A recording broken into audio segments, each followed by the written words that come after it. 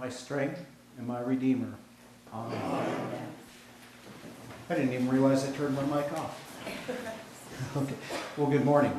Good morning. So one of the nice things about, our liturgical calendar, and especially the Easter season, you may have noticed in Lent that we read a lot out of the Gospel of John. And in his Gospel, he speaks of the Good Shepherd. So this is officially what is known as Good Shepherd Sunday. But we rarely get to hear from Peter. So today is a real treat. And if you were listening closely during the epistle, you will see that he steers his conversation to the Good Shepherd. Now, what Peter is really talking about today, and we'll get deeper into this in a moment, but he's really talking about unjust suffering at the hands of unjust treatment, unjust persecution. But if we were to read a little bit ahead of it and a little bit behind it, these verses, we would find that it really wasn't us initially that was his target audience. But in in researching for unjust treatment and suffering, and flipping through, reading different articles and other sermons and stuff, I came across a story that some of you may remember. Do you remember in the 60s a really fast-rising star, a boxer named Reuben Hurricane Carter? You remember, Brenda, don't you? Okay, this is a very significant person. He was climbing up the ropes, no pun intended, in the boxing world when he was wrongfully and unjustly accused and convicted of a double murder, along with a friend named John Artis. So we're talking back in the 60s, and actually it was a triple murder that occurred in a tavern in Carter's hometown of Paterson, New Jersey. Well, despite the facts that both men had rock-solid alibis, and that the two key witnesses were not of good character, who actually eventually recanted their testimonies, the murder weapons were never found. They really had nothing to hang a judgment on, yet Carter and Artis spent most of the next 20 years in prison convicted of murders that they did not commit. And you may recall in the mid-70s that Carter actually published his story in a book called The 16th Round, the number one contender to number 45472. So I went out on Amazon and looked, and the book is still available. And he tells his story. And in the following year, Bob Dylan wrote a song about him. Do you guys remember the Bob Dylan song, Hurricane? And that was a song about Reuben Carter, about a man that was wrongfully charged and convicted of this murder. So it was well known. I mean, there was a lot of public pressure out here. You guys messed up. You've got the wrong person. And so a second trial happened, and all of this overwhelming evidence that said you guys got it wrong in the first place. You had nothing. Your witnesses have now recanted their testimony. You still don't have a murder weapon. You have nothing, absolutely nothing to tie these two men to this case. They got sent back to prison. So, once again, wrongly served. Well, finally, in the early 80s, I think it was 81 or 85, a federal judge gave Carter his freedom, and he was finally made a free man. And he left prison blind in one eye, just in horrible condition. But despite spending more than a third of his life incarcerated, Reuben Carter had said, "There is no bitterness. If I was bitter, that would mean they won." Think about that. You spend wrongfully twice. You get sent to prison for a murder you didn't commit, wrongfully accused. The evidence overwhelmingly supports your innocence. And still, these two men went to jail. And so, that would be a modern day example of unjust treatment. And, his response to it, of course, is rather gracious. Well, who Paul is addressing this morning is he's addressing servants and slaves. Now, if we would read forward from verse 13, he would start by telling us to ourselves, to us, that we must be obedient to our institutions, to our government, regardless of how we feel about it. We're to be likeness of Christ. We are to be submissive to Him. And then he turns to slaves and servants, and he's telling them that no matter how you're treated, you must meet that with grace. And after that, he turns to wives. And so if you look at it, he's dealing with servants, slaves, and wives who at that time were considered, believe it or not, wives, you were considered to be property of the husband in those days. And so Peter is admonishing them and encouraging them that regardless how just or unjustly you're treated, meet it with grace. So, and he explains this. And first, what Peter does is he points to God the Father, in beginning with the verses 19 through 20. And he says, "For this is a gracious thing when mindful of God, one endures sorrows while suffering unjustly. For what credit is it if when you sin and are beaten for it you endure? But if when you do good and suffer for it you endure, this is a gracious thing in the sight of God." And that's how Peter opens this up. So in his letter, he urges his audience, the slaves and the servants, he urges them to suffer mistreatment submissively, patiently, and confidently. And he tells them to endure the injustice, and he shows them how to endure mistreatment, reflecting on the suffering of Christ. Well, I tell you, I got to be honest with you. When I read this passage, I had to read it 6, 7, 8 times, because you're reading it and you're thinking, this really doesn't apply to me. He's talking to slaves. He's talking to servants. Well, the more that it marinated in me, it started to become clear that I was missing the forest for the tree that stood before me. And the tree that stood before me is that this text really is relevant to us. It's about more than how to navigate even a stressful workplace. It's about our conduct. It's about being reflections of Christ. It's about how we respond to life when life is not fair. There are times that life is unfair, isn't there? There's a lot of times that life's unfair. But being a Christian does not exempt us from these times. In fact, being a Christian, we will find that there are times that we find life, by our opinion, to be a little bit more unfair.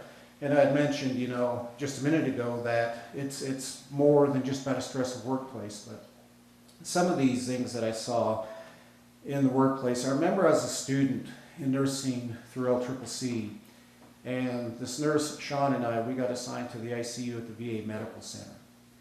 And this charge nurse out there was just being rotten to these new nurses that were employees of the VA.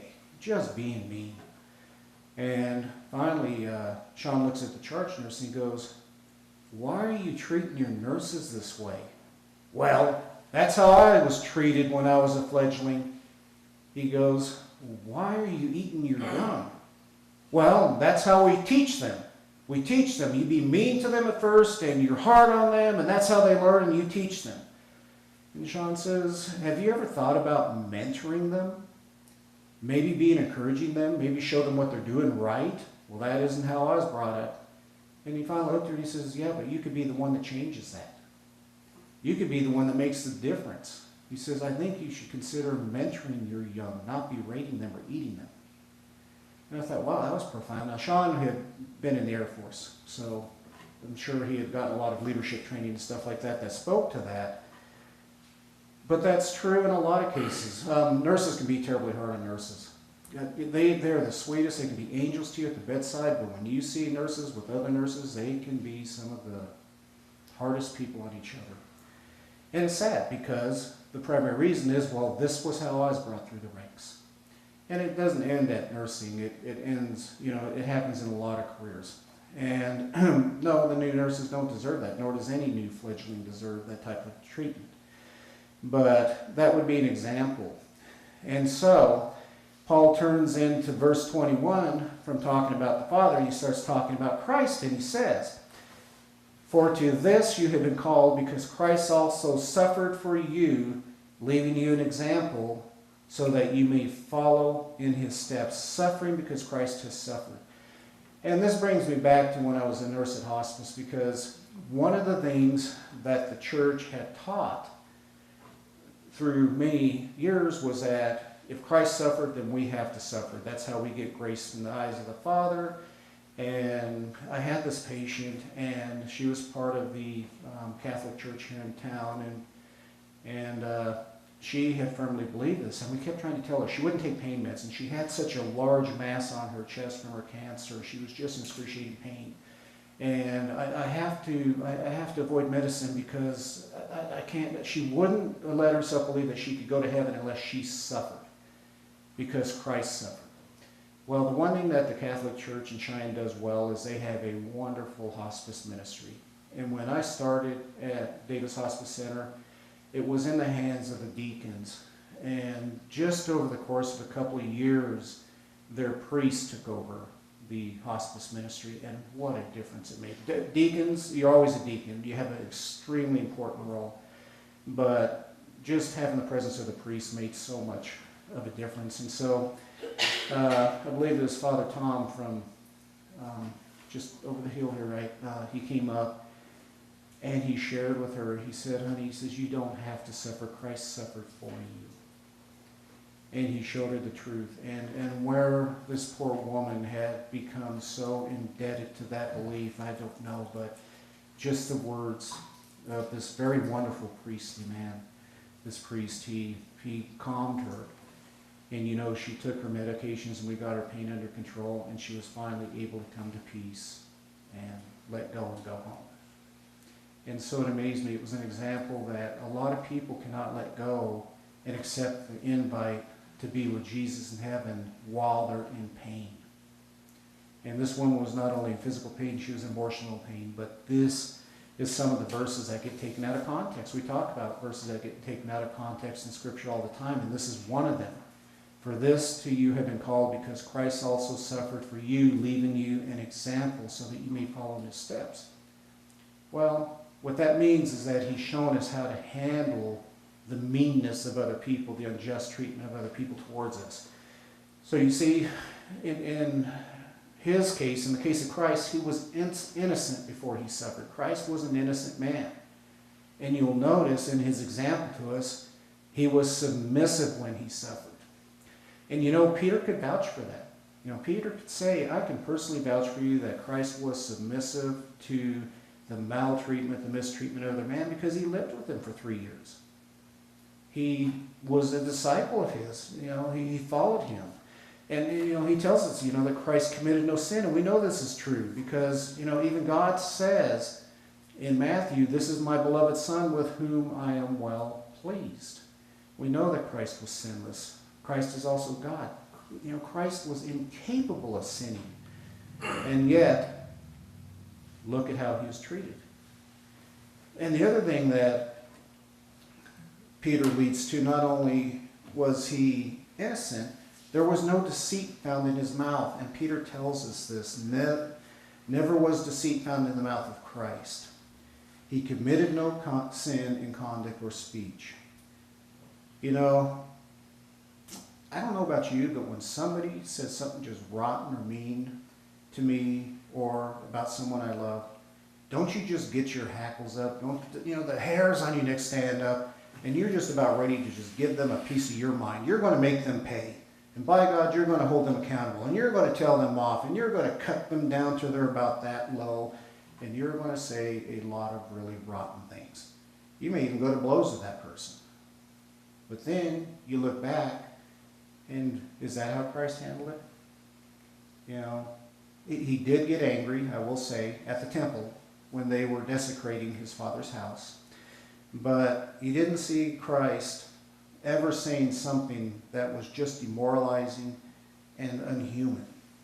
You know, there are nice ways to handle things. And Mom, if you'll forgive me for my liberty, I'm going to take here a little bit. I remember being in high school, and Mom, of course, she's out at LCCC, and she's in a leadership position. And I used to laugh because if you really said something wrong to Mom, she could come back with some of the nicest treatment and remarks. And so the way I twisted it and turned it into a joke, I would say, You know, my mom's the only person that can tell you to go to hell, and you actually look forward to going there. That sounds like a glorious vacation. There's no snow in hell. So, anyways, but the point being is that there's Christly ways of handling things. So, you know, when you think about the next time you were mistreated, and you may be suffering unjustly for that situation. I mean, people are mean. There are things that you have done that are just not deserving of the way that you're treating. But there's one thing that I want you to keep in mind about that. We have also gotten away with things that we should have been held accountable for, haven't we? We have done things where there should have been consequences. We have said things that there should have been consequences, and there are times we have been just downright rotten, mistreated somebody else, and walked away without so much as a scratch on our character. Does that seem fair? Well, we throw quite the pity party, or we get pretty angry when somebody does that to us, but then we turn around and do something back to them, and we walk away just completely unscathed. So if you were to tip the scales and balance it, I think in most cases we would find that we are all getting better than what we deserve. And think about that. We're getting better than what we deserve. But Jesus, did he deserve to suffer the way that he suffered? He never sinned against God or man. If life were fair, Jesus would not have died on the cross. But that's not what the plan of the Father was. And that's not what his plan for our salvation was. You know, there was no retaliation of Christ. None. When Christ suffered, not once did he threaten. And think about the suffering of Christ. Let's just take a snapshot. Let's just take a moment of what we just observed in our Lenten season up to Easter. They hit him in the face. They beat him in the face. They hit him with rods to the point that he bled. They scourged him with whips that had chunks of metal and glass in the whips and took out chunks of flesh. They smacked a crown of thorn on his head. They mocked him. They spat upon him. They made fun of him. They humiliated him. They forced him to carry his cross after he had endured all these things. And eventually, they nailed him to that cross. You think you've had a bad day? Keep that one in mind. Because through it all, Christ never once retaliated. He could have called down legions of angels. He could have stopped it all at any point he wanted to. But he never did. He never cursed them. He never, put them down. But what did he do instead? As they're nailing him to the cross, he said, Father, forgive them, for they know not what they do. Now, do any of us, would we have had a heart like that? Because the one thing you got to remember in all that suffering and all that mistreatment and all of that injustice, he died not only for you, but he died for that man with the hammer and the nail. He died for even Pontius Pilate. He died for the Jewish leadership that condemned him. He died for all of us if we would accept his gift of salvation and grace. How can you die for us? How can you die for your creation when you go to the cross angry at the people you're dying for? He not only didn't go to the cross angry, he took our sins upon him and he became sin. The whole time, the people he was dying for were mocking him and abusing him. Now think about that. That's a pretty profound thought, isn't it? So, what do? We take matters into our own hands. It's our human nature. It's our fallen nature. We express anger. We say things that we shouldn't say. But we're going to get even.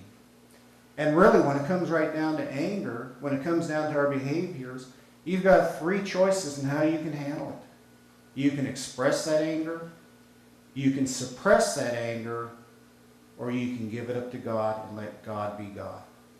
Now there's a difference. When I say suppressing anger, that doesn't mean that you've let it go. What I mean by suppressing anger is that you've held it low, you've held it in check, you didn't get angry, you didn't say anything, and you may have even nodded and politely smiled to that person. But the problem with suppressed anger is that it runs low. Just like putting your crock pot on warm instead of low or hot. But eventually that crock pot gets turned up to high to heat things up again, and so somewhere along the way you're going to hit a trigger, and that anger is going to resurface, and it's going to come out even more ugly than when you suppressed it in the first place.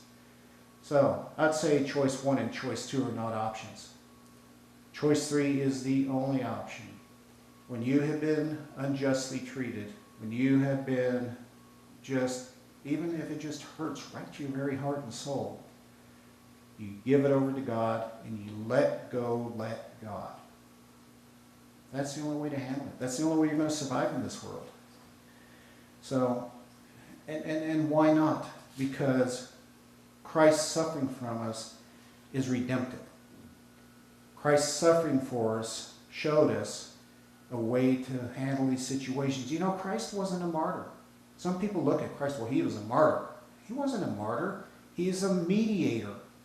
He took our sins with him to the cross. He mediated. He reconciled us to the Father. He redeemed us with his blood. That was the plan from the beginning. With the sin in the Garden of Eden, with Adam and Eve's original sin, God knew at that point that he was going to be sending his Son to redeem us. And that was the plan. And why did he do it? Well, verse 24, Peter says that we might die to sin and live to righteousness. Die to sin, live to righteousness. Now, isn't that transformative? You know, that isn't a pro quid quo. I know I said that wrong. But, you know, it's the transformation love of Christ. He transformed us with his death on the cross. He redeemed us. He took away our suffering so we don't have to suffer. He suffered himself because he loves us. He gave us an example by which to live. You know, Paul said it best, I think, when he was talking in Galatians, when he, in his letter, he said, I have been crucified with Christ. It is no longer I who live, but Christ who lives in me. And the life I now live in the flesh, I live by faith in the Son of God who loved me and gave himself for me. Paul was pretty well spoken, wasn't he? In fact, he was so well spoken, there's a lot of times I read through his epistles and I'm like, all right, I've got to break this down into plain English. You know, but that's what he means. By his wounds, he was healed. And that's what verse 24 says. By the wounds of Christ, we have been healed. What have we been healed from? We have been healed from the infection and disease and the complications of sin. And that initial pathogen happened in the Garden of Eden. It was unavoidable. From this point on, our sin was unavoidable. Now, I mentioned before that Peter, this being Good Shepherd Sunday, he wraps his discourse, he wraps his letter, he wraps his encouragement to the slaves and to servants and to wives, his audience, he wraps it around to Jesus being the Good Shepherd. And as we read in John about Jesus being the Good Shepherd, here Peter also identifies him as the Good Shepherd. In verse 24 he says, for you were like straying sheep. Have you ever noticed, have you ever watched sheep? To me, I'm sorry, somebody correct me if I'm wrong, but sheep are not the smartest looking creature on earth, are they? They are very dependent creatures, and so are we. Sheep need a shepherd, we need a shepherd. You know, and it's funny, if we don't have that shepherd, we just don't survive. I'll share you another story with you. So when Dad was in business, we did a lot of work down at the Montfort plant in Colorado. And one of the places was the Montfort land plant. And so Dad and I were down there on a Saturday. And I'm power washing the steps, getting ready to do reseal on this Futura stone. And I see this truck show up. It's a truck full of sheep. And he shows up, and there's this gated pathway, and it kind of snaked like this, and it went into the building. So the truck driver, he gets out, secures the gates, lifts the door on the truck, and out of the plant comes a billy goat. Billy goat. Dad and I are just sitting there kind of leaning on the truck watching, and there's the maintenance supervisor. We're having a conversation with him, and this goat goes up the ramp to the truck, and he does his little bellow. He goes, bah! turns around, walks, and these sheep start following him.